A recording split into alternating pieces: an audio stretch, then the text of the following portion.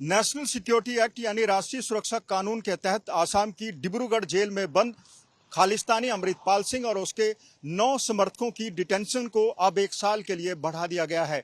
साफ है, 1 साल तक अमृतपाल और उसके साथी जेल से बाहर नहीं आ पाएंगे, लेकिन उसके समर्थक देश विदेश में बैठकर पूरी जुगत लगा रहे हैं कि किसी तरह उसे जेल से बाहर निकाला जा सके।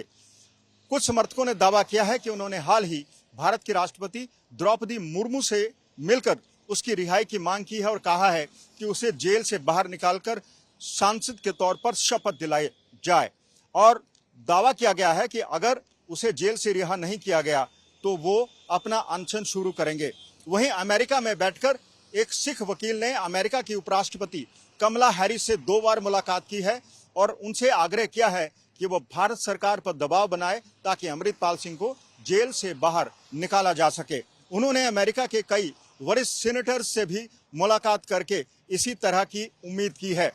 अब एक तरफ जहां अमृतपाल सिंह के समर्थक पूरी जोर लगा रहे हैं कि वो जेल से बाहर आ जाए, लेकिन कानून कुछ और ही कहता है। आपको बता दें कि अमृतपाल सिंह के खिलाफ सिर्फ रासुका ही नहीं लगाया गया है, बल्कि 1 दर्जन भर आपराधिक मामले भी दर्ज हैं।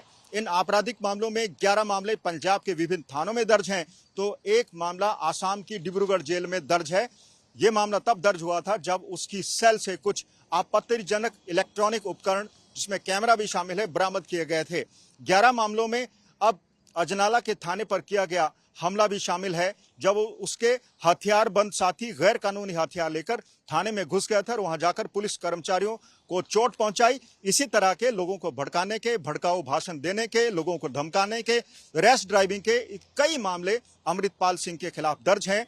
1 साल बाद अगर वो रासुका कानून के तहत बेल लेने में कामयाब हो जाता है तो भी ये मामले इतने संगीन है कि उसे जेल में ही रहना पड़ सकता है।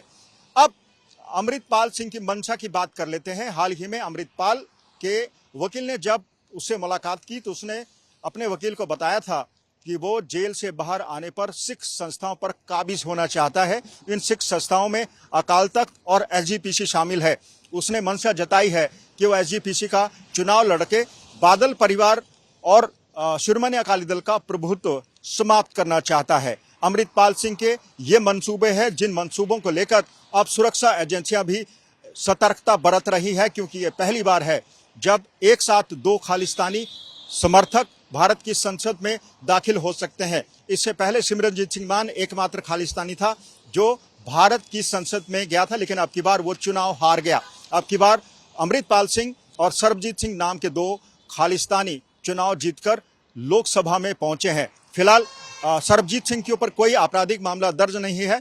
अमृतपाल सिंह के ऊपर कई मामले दर्ज हैं, लेकिन उसे अभी किसी मामले में सजा नहीं हुई है, तो उसका चुनाव वैध माना जा रहा है। बड़ा सवाल यही है कि अमृतपाल सिंह क्या जेल से बाहर आ पाएगा, क्या जेल से बाहर आकर शपथ ले सकेगा और क्या संसद की कार्रवाई में भाग ले सकेगा, क्योंकि अभी तक भारतीय जेल में ही शपथ ग्रहण करने का कोई प्रावधान मौजूद नहीं है।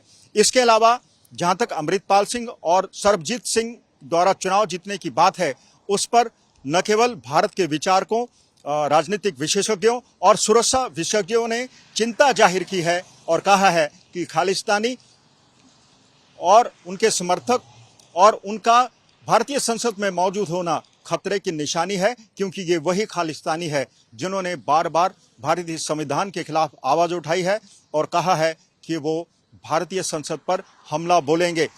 डेजिग्नेटेड टेररिस्ट गुरपतवंत सिंह पन्नू ने दिसंबर माह में हुए संसद पर हमले से 1 हफ्ता पहले ही धमकी दी थी कि वो भारत की संसद पर हमला बोलेगा। उस वीडियो का लिंक उन 6 आरोपियों के में से एक व्यक्ति के पास मिला है, जिसकी भी अभी जांच की जा रही है। उससे साफ हो पाएगा कि भारतीय संसद पर पिछले साल जो हमला हुआ था, क्या उसमें खालिस्तानियों का हाथ था या फिर नहीं।